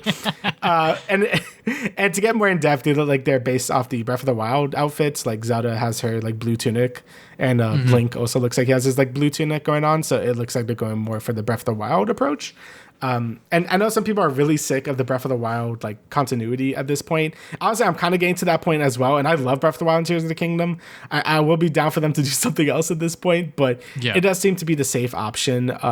So yeah, I'm sure we're gonna see like the Divine Beast and maybe like the Calamity like show up if they're gonna purely adapt Breath of the Wild. But who knows? Maybe it might be a mix of things like Ocarina of Time as well. I don't imagine them doing something weirder like Majora's Mask or something. Like I'm sure it's gonna be just like Ocarina of Time or Breath of the Wild. Like those are the two I see them probably taking the most inspiration from at this point. So, but yeah, I think the casting looks all right. I know they're not like the biggest names, but that's okay. Like I don't, we don't need like I don't know like fucking Scarlett Johansson as fucking Zelda or something. Like it's okay to have like more maybe. Lesser known actors that have actors. less credentials or just give them a chance, like if they fit the role, like that's all that should matter, right? So we'll see how this goes. My idea of a Zelda movie would be like a 2D animated like I don't know, like a Ghibli thing or something, like so more of an anime art style would have been more my guess for like a Zelda movie, but they want to do like this, so we're doing it like this. So there you go. Yeah. The reason why Nintendo posted these images is because the fucking leaks were out. Somehow someone got close to set and they took photos of the actors in costume. It was like Zelda just walking around. Yeah, so they got the actors in costume. I didn't even see these official screenshots. Like I thought we were going to talk about those. Oh. So yeah, so that happened. And then obviously Nintendo has eyes everywhere. So they were like, oh shit, well, we might as well make a statement and release some official screenshots to make it look good. And they did the right thing. So yeah, I mean, I'm not the biggest Zelda guy, if you will, but it does look like a Legend of Zelda live action movie. I'm glad that they went with lesser known actors this time around and compared to the Mario movie where they went for practically a all-star cast of just people that we would know within Hollywood.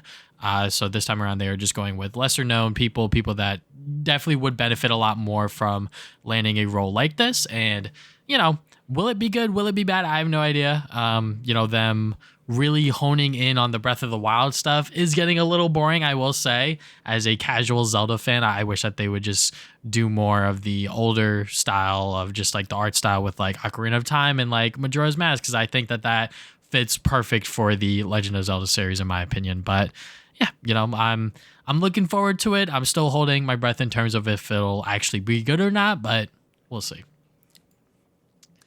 All right, so we got Pokemon. Yeah. How the fuck you pronounce this shit? Pokopia. Pokemon Pokopia. Yeah. And it was announced that the game will be $70 and it will also be the first Nintendo published game key card release because it's not developed by Nintendo. It is being developed by Koei Tecmo. So they made that call. They were like, yep, it's going to be a game key card. And everyone fucking lost their minds because it's like you charge $70 and it's not even on the fucking cartridge. So yeah, I mean, so when it comes to the game itself, right? I mean, this is like a kind of like Animal Crossing, Stardew Valley type shit with Pokemon, which, is cool in concept. I think that the game will definitely find its niche, just like with every other Pokemon spin-off game. The game being $70. All right, you caught me. Like, what are we doing here? I think that that's a little high for a game like this, but then again, it is the Pokemon branding. You're gonna have that Pokemon name there, and it will sell. It will sell copies of the game. I definitely wish it was 60, but it is what it is. And then the game key card, obviously. The reason why people don't like game key cards is because it is not on the actual cartridge. You put it in and you have to download the game, which is kind of like what every physical release on PlayStation and Xbox is nowadays. It's been like that for a while.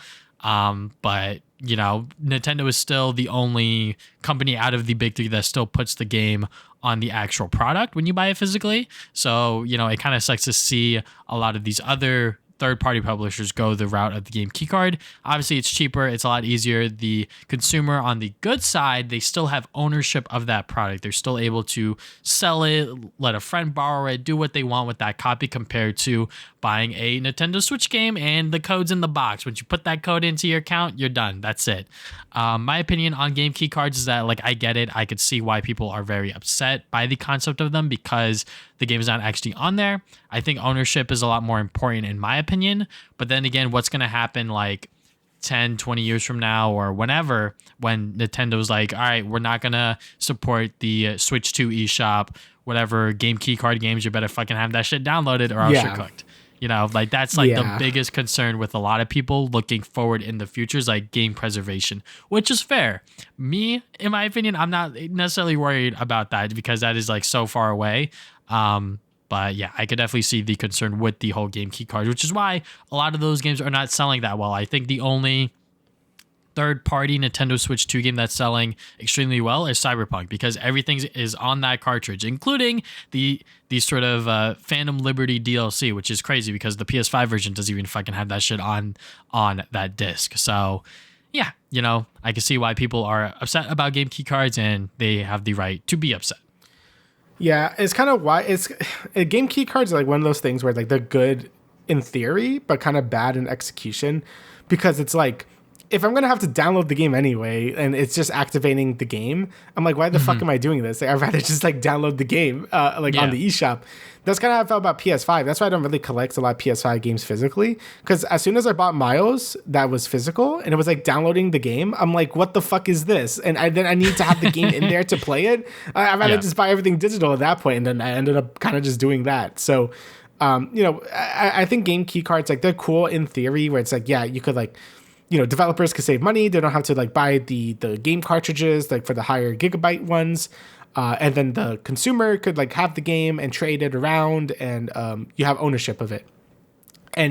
But I feel most of the time developers are always going to go for the cheaper route. Even if the game does fit into a cartridge, they're just not going to do it. They're just going to be hey, just do the cheapest option.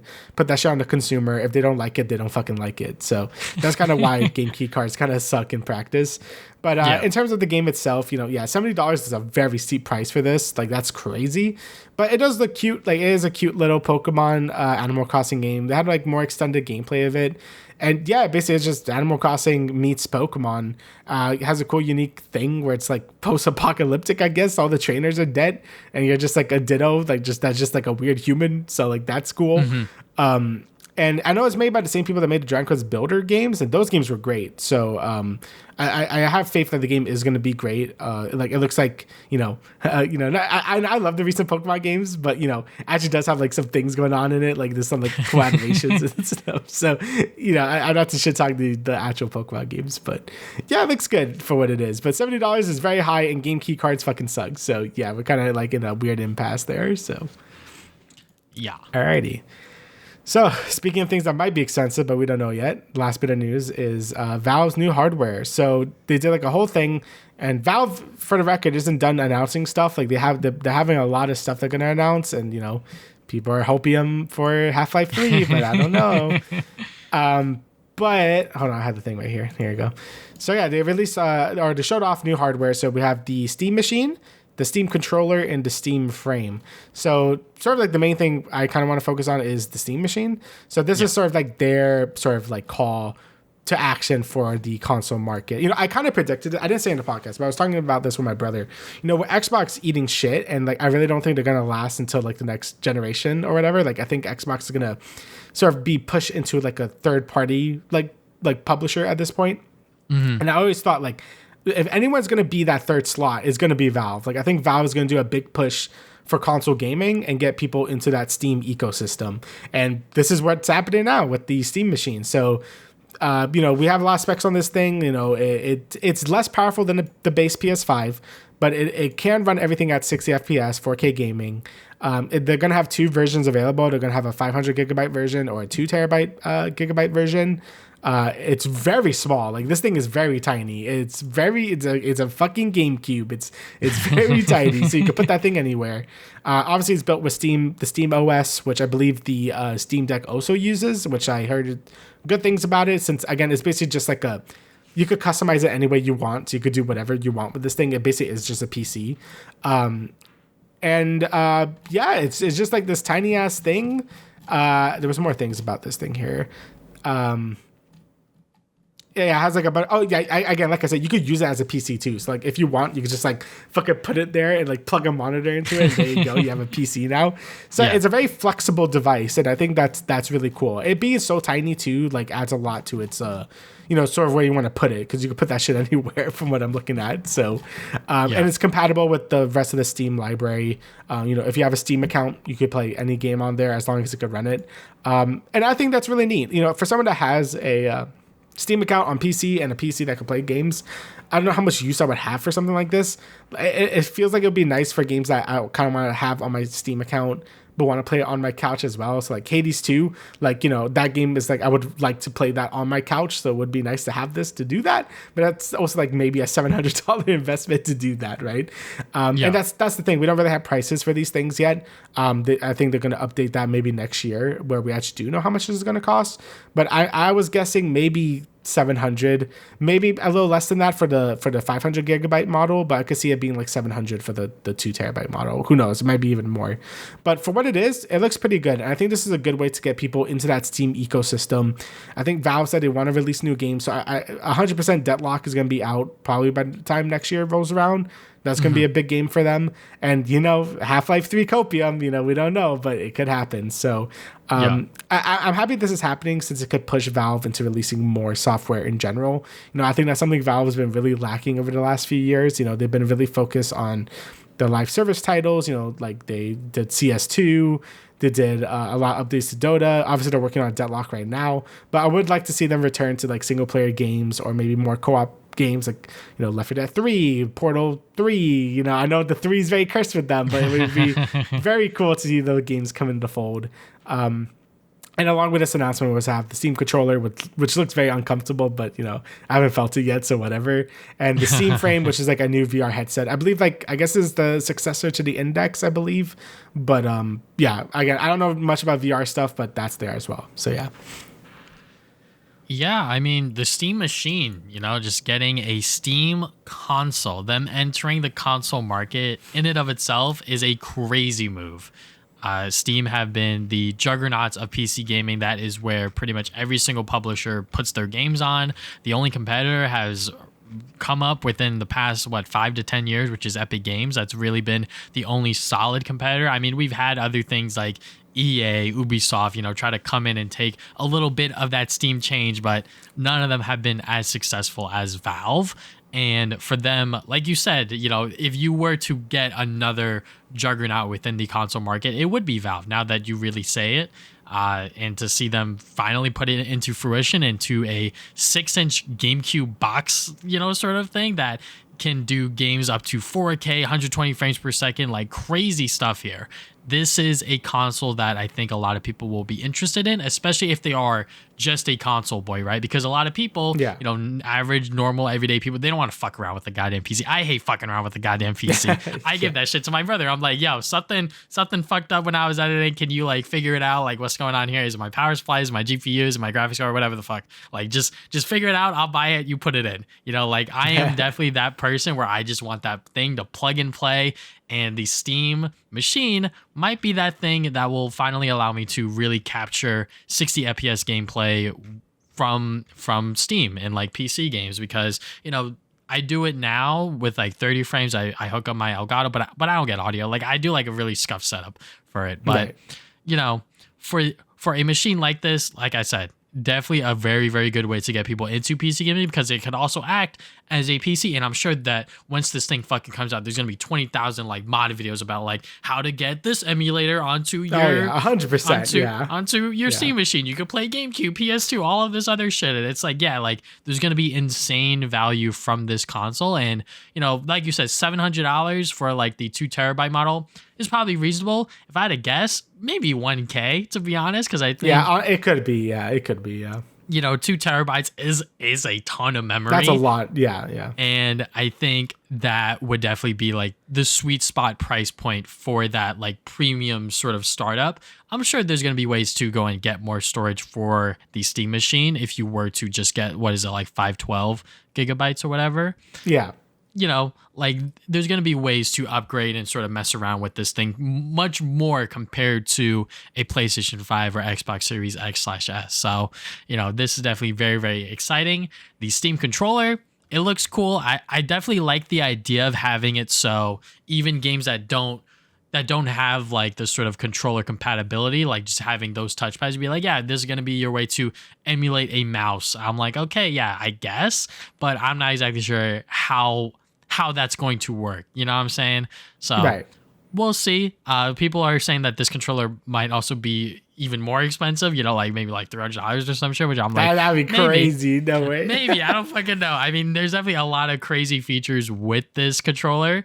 But we'll have to wait and see for when Valve unveils those prices. But yeah, I'm sure that people are going to start saving up money for these devices, because, especially that Steam machine, because it also being just a straight up PC that you can mess around with is so cool. Yeah, honestly, I didn't even think about the emulation stuff. That would be actually really sick. I don't know why I didn't think about that. Yeah, like if you could like emulate a bunch of PS2, GameCube, and just have it on like just on my setup, that honestly that would convince me very much to get it. And then there's a lot of things I would love to do with that. Especially if you run them at 60 frames per second, 1080p, 4K, whatever. It's like like this is gonna be a crazy device if all of that stuff is possible. Yeah, I know the Steam Deck, you're going to do some wacky stuff with it. So, yeah, the Steam machine is going to fit right in with that ecosystem there. So, all right. So, getting into the last bit of the show for this big-ass episode, we got the Game Awards 2025 nominees. People have been doing prediction videos leading up to it, because obviously this is the biggest event within gaming, and it is hosted by Jeff Keighley once again. And let's just talk about it. We're not going to go through every single category. If you want to check it out, you could check it out at thegameawards.com and go through every single category through the very shoddy website, in my opinion. Yeah, it's broke right now. So so right now, for Game of the Year, let's talk about that first, because that's obviously been the one people have been trying to figure out, because there's been so many insane games released this year. There's been a lot.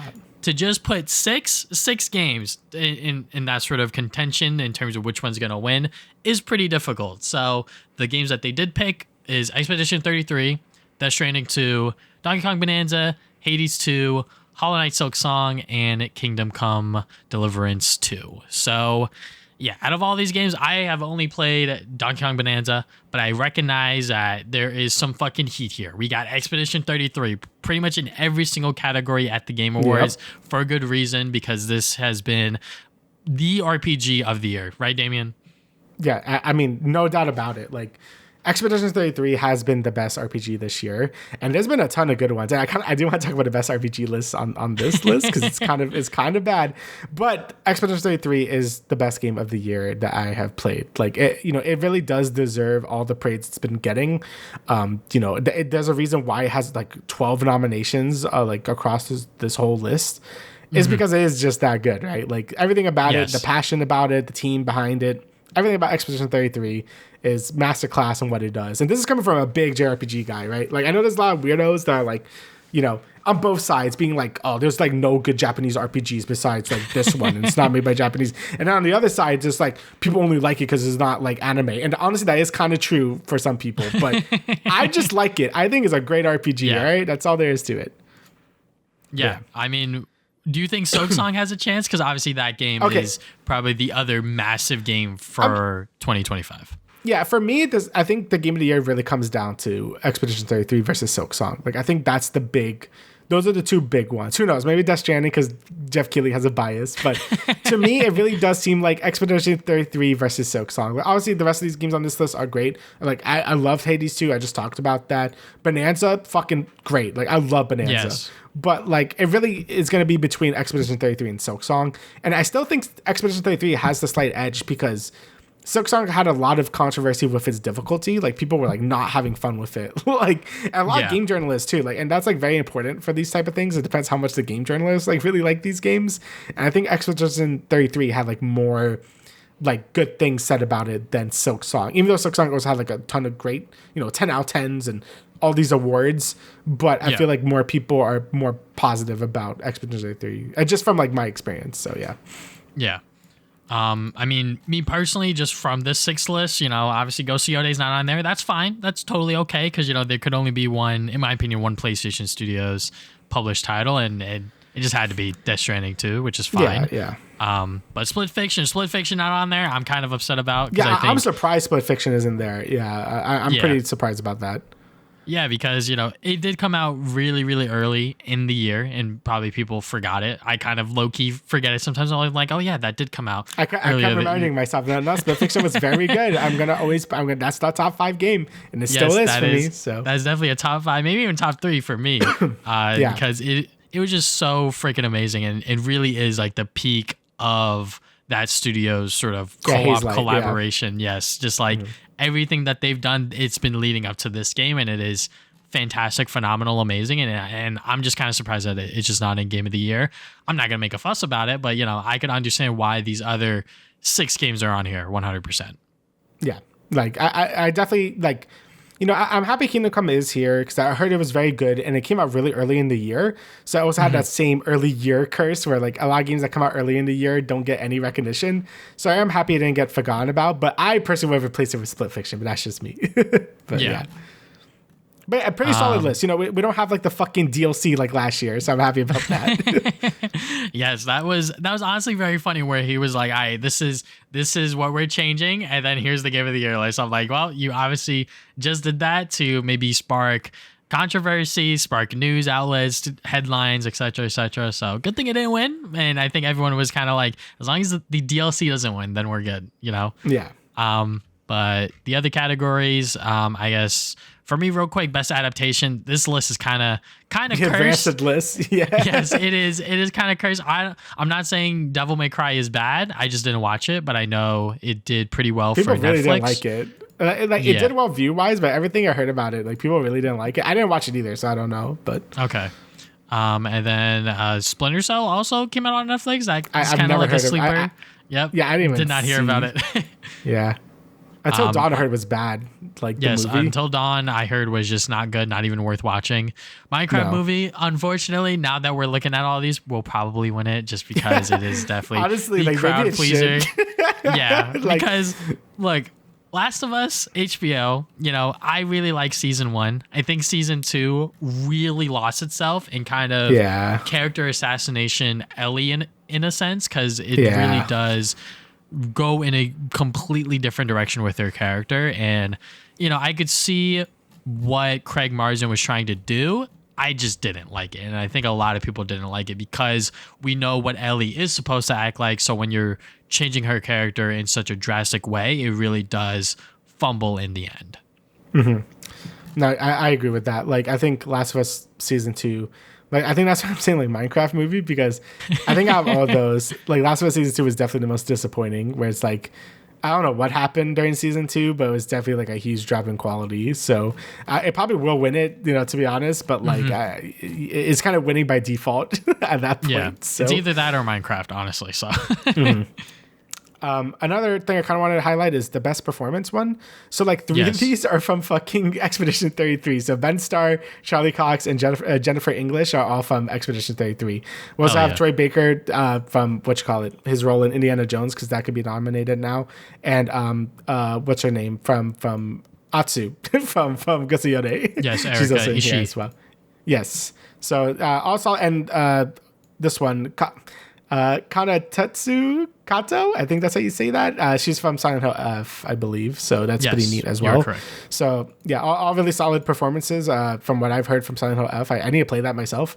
But yeah, I mean, Expedition 33 was stacks. Like that was all those voice casts. Like Charlie Cox did such a great job in that game. Ben Starr as well, Jennifer English. Like they all did such a good job. And you know, I'm happy. Like Ben Starr's been getting so many roles lately, and he's been such a good voice actor. Jennifer English as well. She was in Baldur's Gate as Shadowheart, and she plays one of the main characters in Expedition 33, and she nailed it as well. Like so many great emotional scenes they both did, and it was great. And Charlie Cox, like that was his first, like I believe, video game role, a voiceover role, maybe. Like maybe not voiceover role, but like it's definitely his first video game role. And he said he felt like a fraud because he was only there for like a day and recorded all his lines because it was such a smooth process. And he's like, I don't even play video games, but like, thank you. So, but he did a great job. He did such a good job in Expedition 33. So, definitely one of the best performances in that game. Another thing I want to talk about, where is it? Oh, best independent game is a bloodbath. We have like Absolutum, Ball Pit, Blueprints, Expedition 33, Hades 2, Silksong. Holy shit. Yeah, no. That is like an insane list. That is fucked. There was so many good indie games this year that like that is an insane list of games. Like I still really want to play Absolutum and Ball Pit. Like I heard those two were great roguelites. And obviously the rest, like Blueprints, people wouldn't shut up about. Expedition 33, obviously. Hades 2 and Silksong. Like, yeah, crazy fucking list there. No. Completely stacked. Yeah, same thing with best debut indie, almost like the same, except we have Dispatches here and Megabonk. I really hope Dispatch wins this one because, you know, Dispatch was a little too late to get into most of these lists because I think only like episode 1 and 2 were out by that point before the cutoff, I believe. But damn, man, I really do want Dispatcher list win something this year. That would be pretty neat. Yeah, and but it might be an Expedition 33 sweep, unfortunately. It probably is. Again, I wouldn't really complain because I love Expedition 33. It's my game of the year as well. But I'd be nice to some of these other lists. Someone else can win sometimes. Yeah. Hey, but you know, best mobile game, you got Sonic Rumble, baby. Let's go. Hell yeah. Honestly, the best mobile game list is also kind of stacked. Like, I heard Destiny Rising was pretty good. Persona 5 Phantom X is pretty fun. The fucking Horse Girl game, Withering Waves. So yeah, kind of a lot of games there too. So yeah, just pretty solid list. Here's the stinky one I want to talk about. Best RPG. Right? Actually, there's two stinky ones I want to talk about. All right. Best RPG list. Avowed, Expedition 33 makes sense. Kingdom Come also makes sense. Outer Worlds 2 and Monster Hunter Wild. Why the fuck is Monster Hunter Wilds here? Like, I feel like everyone keeps trying to gaslight me into Monster Hunter Wilds or Monster Hunter in general as an RPG series. It's like, yeah, I guess, but like it's an action RPG series. I feel like there's like a difference. And this year has so many good JRPGs that I haven't even played. I haven't had time to, but and I really do. Like Trails, the Digimon game I heard was really good. Final Fantasy I know Final Fantasy Tactics in another list, but still, there was so many good JRPGs, and they're just like, no. Like I would replace Avowed for something, and Monster Hunter Wilds. Like Avowed was like kind of mid. I'm not gonna lie. I played a little bit of that, and it was like okay. Outer Worlds 2 I heard is a lot better, but Monster Hunter Wilds I wouldn't put here either because I wouldn't count it as an RPG. But whatever. I think that's a pretty stinky list, and I do get the bias. Like Game Awards does have a bias towards like, if you're not Nintendo or FromSoft or Kojima, they're very biased against Japanese games. Like they don't like putting them anywhere, especially if you're a JRPG. So that I understand. Like I do get that bias. So yeah, but yeah, stinky. Like it's stinky, right? And stinky. The other stinky list, the other stinky one I want to bring up is just the fighting game one real quick. 2XKO, I don't even think is officially out yet. And then there's like 2 collections in here, like Capcom Fighting Collection 2 and Mortal Kombat Legacy Collection. Like, what are we doing here? That's pretty unfortunate. Yeah, a bit of a rough year for fighting games. But yeah, besides that, yeah, pretty standard. Everything else, I don't know if there's something else you want to bring up, but honestly, not really. I mean, you know, action adventure versus action game. It's like I don't know what the distinction here is, but sure, whatever. But yeah, I mean, like I said, this year has just been insane for so video games and just so many great games to come out, and obviously certain games we're gonna miss the list. Maybe certain games should have been on certain lists, and that's fine. That's your opinion, but this is just what Jeff Keighley and the sort of committee chose, and that's what they voted on, and that's fine. But yeah, you know, hopefully Expedition 33 is probably going to sweep everything. Just as like a quick little prediction, like Expedition 33 is on almost every single category, and for good reason. Even though I haven't played it yet, I understand the impact and the sort of insane feats that this game has been able to achieve for a less than $60 RPG title with a small team of people and developers, their first game ever. It's like the fact that they have been able to been recognized this hard is crazy, and to also be a RPG at the Game Awards and get this much recognition is also crazy. So, you know, I wouldn't be mad if they won everything, but you know, give a little bit to everyone, especially in certain categories where it's just one thing, like Dispatch. You know, maybe they could win that, who knows. But like I said, wouldn't be surprised if they also were sweeping that under the rug. Yeah, I would highly recommend Expedition 33 to you at some point, because I do think it is a very good package. Like, it's not too long. Like, if you are just like going through the story, I think it's like 30, maybe less than that if you're just going through the story. So it's not like too big, like pretty standard length, I think. You know, the combat is very actiony based. Like, even though it's turn based, like, you have a lot of, like, you know, you played Mario and Luigi. It's basically just that. Yeah. The story is like really well written. The voice acting is great. I definitely think it is a game that even like a lot of people that don't like RPGs in general really did gravitate towards it. So it's definitely something I would recommend to you at some point. You know, maybe when it goes on sale or something, and you have a bit more time, because it is a special game, I think. And you know, Charlie Cox is very good in the game as well. So yeah. Hey, look, I think it would be so funny if he showed up to the Game Awards and he has no idea what the fuck's going on. Yeah, like, I don't know what video game is, bro. I would think that would be so funny. He's probably gonna skip out on it, but I wouldn't be surprised if one of the other two people win. Yeah, Ben Starr award. and Jennifer English are definitely gonna be there, especially Ben Starr. He's always in these things. So yeah. Yeah. So. Yeah. Is there anything else you would like to add, good sir, in general? No, that's about everything. You know, just reading all this though, I'm like, yeah, we gotta get ready for Game of the Year. That's crazy. Yeah, I mean, make a list soon. Yeah, we are already in more than halfway through November. So yeah. Thank you guys for listening to the Travis and Damian podcast. We will see you guys 2 weeks from now with another episode. Yep. I'll see ya.